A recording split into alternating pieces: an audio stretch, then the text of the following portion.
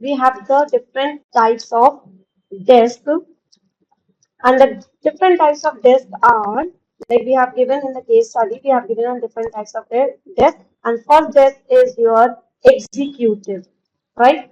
First one is your executive, second one is your office, and the third one is your students, right? And after that, different types of desks. We also have given a shops where we can use this, executive office students. Three models of desk we are given up. The models of the desk are executive, office, and students. And with the help of this, each desk will spend some time in where we have spent these times. So we spend all these times over here. Like first one is your cabinet shop in which you are using it, write your time. Yes, definitely it is given your time, at what time you are spending your executive desk to which shop, right? The first one is your cabinet shop, the next one is your finishing shop, right? And the next one you are using it in the creating shop, right? This is the hours which is given to you, which you are using it in the cabinet as well as finishing and the crafting shop. And the students which are using in the cabinet shop, finishing and creating shop, that is given to you is 1, 1.5 and 0.5. Right? This is the time which is given to you. And in the last, we have already all knows that we have given the profit. Like what is the profit which these are making? So write down the profit also. The profit is always given in rupees. Okay, so write it in rupees. What type of profit it is given to you? It's given like in the first case when you're going for the executive, the profit is 1600. Over here is 1300, and this one is giving you a profit of 600. Further, we have given one more information, that is the available hours. Available hours, how many hours are available to you for the cabinet shop? There should be some limitations. Definitely 20 hours. We have 24 over here, and in the last we have 20. So we have to find out exactly how much time of the model should be made that we can make the maximum profit. Right? So this is the information. I'm just highlighting all these information in a proper box and channel so that it will be more clear to you. So just downing over here, make it and highlight the box points. Like the case studies is there, so information, whatever the information is given to you, you have to select all the information and then put in the one tabular form so that it gives you a more help in that. Right. So this is the information. The types of debts is here, cabinet shop, profit, and creating is given to you. Now, what we have to use, we have to find out whether the number of hours, as it is a limitation that we have only 20 hours for the cabinet shop and the finishing shop and the creating shop, and the profit is given. So again, what we have done up, we have to make the maximization equation as well as the decision variable.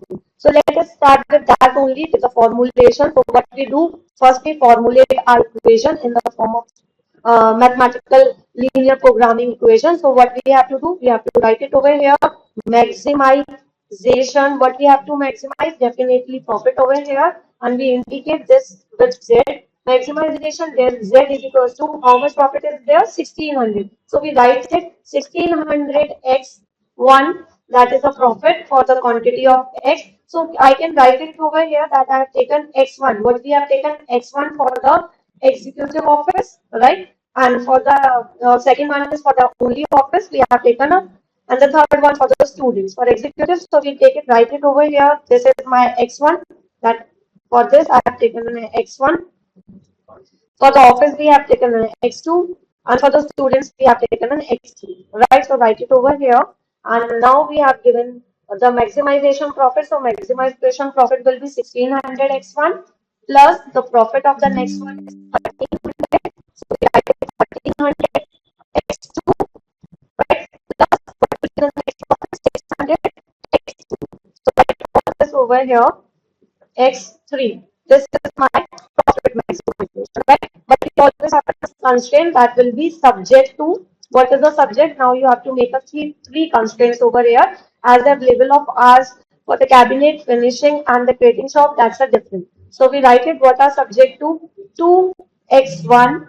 Like we have the 2x1 for the executive hours plus 2x1 plus 1.5 x2, that's an office work, plus that the third one is a 1x3, 1x3, that is always less than equals to how much? That is always less than equals to what? That's we have only 20 hours. So write it over in this way. The second constraint we have the 2x1 plus 1x2 plus 1.5x3, that is again less than equals to how much? 24. And the third constraint we have 1x1 plus 2x2 plus 0.5x3, and that is again less than equals to how much?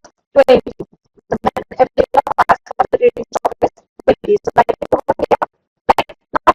So we have to find out the exact value that what will be the quantity so that I maximize profit efficiency. Right? So we use all the channel. How we can work out on this? Then what we do, we just channelize it over here. Like this is my profit maximization. So write it over like per these are my executive office and the students which I wanted. How much quantity for this we wanted. So I just write down over here in this form executive, right? We needed an executive, and same I just copy over here the office. So copy from this, you have to write it office, and for the students we have to find this one, so write it over here. Okay, then what I have to do up, just making it like a little bigger for you so that we're able to have a look. Okay, so what we have to know about the quantity of all these items which we have to find out over here. So next we write it per, what we have to find out per unit, like profit per unit, right? And we have given this profit per unit profit we have given up. How much profit we are given up? We have given 1600, we have known 1500, and the next we know is about 600. So this is the profit for the per unit. If I'm talking about the total profit, so write it over here, total profit. What is the total profit in this case is equals to that some quantity is there. So write down over here the quantity which we have to find out. Okay, or we can say the number, you can say we have to find out the number of that. So I'm just not writing anything, or you just write it 111, and after that also you can delete it. So what we have to calculate, we have to calculate the profit per unit which is given to you, but we have to find out the total profit. How the total profit will be calculated? That is always calculated with the per unit multiplied by their number of units. So what we do in that case, the total profit will be calculated as is equals to sum product. It's your sum product this profit per unit. Or we can say anything profit per unit multiply by this. That can be possible, or otherwise you can simply do select all the profit multiply by their quantity, right? So this one comma your number of quantity, right? Bracket close and enter. Here it is coming 3500, right? But if you do it like in this way, I just change the figure like this is 1, or if I do it in a 2 quantity and 1, then it will be 4800. You can also delete right now as we are not knowing the quantity, so I'm just deleting it. So then the profit is showing is 0. But what we have to find out, we have to find this figure. So I'm just highlighting this figure as we have to find out. So I'm just giving it a color combination, right? Now what is the next step? So first we have to find out the total profit. Okay, that is my main concern, that we have to find this total profit, right? Just highlighting that it makes you more stronger. Now, what are the different categories we have? We have the cabinet shop, we have the finishing shop. So write it over here. Like what are the informations we are given up? We are given this one. Now we have cabinet shop. So write it over here. We have the finishing shop. Write it over here. And then we make the cabinet shop. So write it over here. Again, these are the tables which we have to find out. So I just put it over here. Right now we have given all the information that this is required, but the execution is required to do one. And for this, now we put it over here the capital shop. All the executives, how much profit can be done from the executive is 1600. So write it to 1.5, right? And then 1. As we have the limitations of 200 over here, that is 20 hours. So write it over here in this available hours. Available hours that is available to us for the cabinet shop is 20. So write it over here 20, over here 24. And then we have the last one, that is how much we require. In the last is 20, right? So write it over here as 20, right? These are the points which we require. Okay, and then putting all this value over here also from the upper table, from the questionnaire, and that we need a finishing crop. So 2, 1, right? The next one is 1.5. And in the last point, that is again for the crafting shop, it's 1, 2, and 0.5, right? So just putting all the values over here. Now coming up to the next point, yes, the profit is given, which we already done up. Now we have the point, ma'am, we require the data over here that we have the available hours available, but actually we are using that hours. That is the main point. We have to find it over here. And we require the quantity also, right? What will be the quantity that can be changed now? See, if we have find out whenever I change this quantity, number quantity over here, writing one, the answer is changing. That means you are using your formulas properly. So I'm deleting this again. Now what we have to find out that we have only 2 hours for the cabinet 1.51. Now we have to use this values properly. Now what I do up, just write it over in this gap. What is this? Like we want the profit should be there. So what will be the profit? As this number of quantity multiply with their hours, right? That should always be in the best one. So what I can do is a sum product of, like writing over here as is equals to, what we have to do is equals to, write down sum product, your bracket starts, right bracket open, sum product, and then we select the array of this value, right? And the multiplier is quantity, which we are not knowing right now. So multiply with this quantity and your bracket being closed up. So now it is showing as 0. Why it's showing 0? Because we have taken a quantity as nothing over here. So when I change the value, say example, I just put it 1 over here. See the figure will come up. Definitely you are changing the figure, right? You're finding it what is done up. Same example what we have to do in the next one also, like putting this value is equals to sum product, right? What we have to do, sum product multiplied by this value, arrow, comma, your quantity, right? That is close. Now this one is equals to sum product of your hours multiplied by array, you multiply by this number of quantity. This is actually be consumed up. Available is there, but actually what is consumed, so we write it as consumed, right? This is the hours consumed. Okay. So now what will be next point? Next point will be, this is hours consumed, this is available hours, right? Now, whenever we change the figure, right, I just write it over here, 1, 3, I'm just changing the quantity so that you can find the result. See, once I change it, the figure will change up definitely. This is the use of an Excel, that when we are using the figures, changing in the figure, the answers are changing. Now, what we have to find out, we are actually find out this quantity so that we also given up how many hours will be consumed. We multiply with that also, and condition is also there. We have the available limitations of hours. So now we will be using the solver. Go to the data. In the data, we use the solver over here, right? If you are not having the solver in your Excel, so change the solver point. You can download the solver. So my set objective, that is what is my main objective is to maximize my profit. Where is my profit? This one. So I select this one. Yes, select set objective is my maximizing the profit to maximize by changing the variable. Which variable I want to change it? This quantity. Select this quantity. But we have some constraint. Definitely we have some constraint, and we have to note down all the constraints. What is that constraints we have to follow? Remember, if any figure being changed up in the Excel, then it will create a problem for you. Right? Now what we have to use, we have given a constraints. What type of different constraints are there? You have to put all the constraints in the solver. Right? What is the main constraints for the cabinet shop? We have the constraint that we have an available hours are limited to 20, right? But actual hours consumed is we have taken this quantity multiply by your hours per unit, right? How much hours is required for this?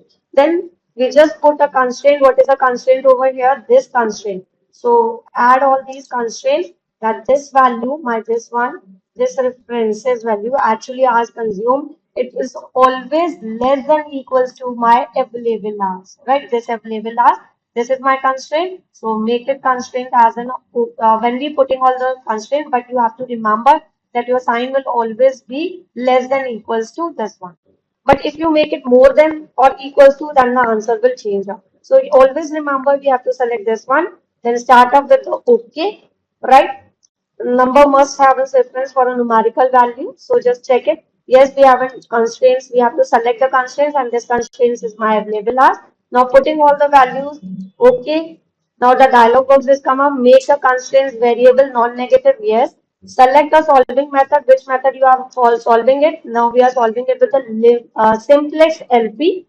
Then put it the cursor on the solver. The objective value do not converge. What they said, keep the solver solution. Return to the solver parameters dialog. Solver can make the objective set as large as smaller or minimize as it wants. Now what is this? Keep the solver solution. That when you do it okay, will it come up? That means there is some changes you have to require to do. What changes you have done in this question? Then if you have to find this type of constraint, again go to the data, go to the solver over here, right? Check it. Have you selected the total profit? Yes, we have selected the total profit. What variable we have to change it? We have to change this variable. Have you selected this value? Yes, this one. No, not this one. In the objective, we have to take this only, right? So going to the solver once again, changing this value, what this value, you can delete this value and check it. Are you taking the correct value? Yes, we have to find the total profit. Select what we have to select, the maximum or minimum. That question is of a maximum value. Check it maximum. By changing which variable, you have to change your quantity. So have you selected the quantity variable in a proper way? Yes, it is a variable. Now check the adding the values of the constraints. Have you selected the proper constraints? So my constraints is always related to which one? It's related to your actual hours consumed. That should be less than equals to available hours, right? So have you selected it? To check once again. We have taken the constraints.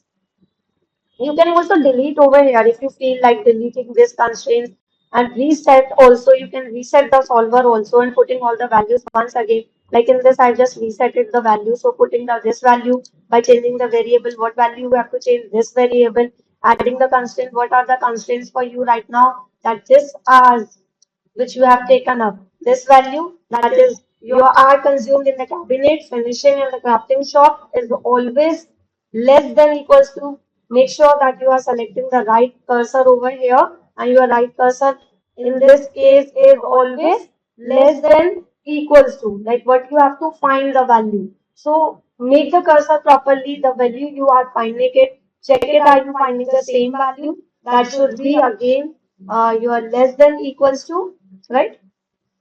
The value you are selecting it, this one, and your constraints available are from this, put it over here, and this is your next selection area, right? And put it OK, and then simplex method and put it solver. Solver found the solution and all the constraints and objective. Keep the solver solution. Okay, now you can check it. Your answer came up. It changes the value 2468. What does this indicate that 2468? This changes. The one you will have to find out. They give the answer in this form. I'm just highlighting once again this value. And this shows that your maximum quantity consumed or your maximum profit is 16,800. So in this way, we can use the solver and we can find the total profit with the help of your transportation problem, and with the Excel and the solver, you are able to find.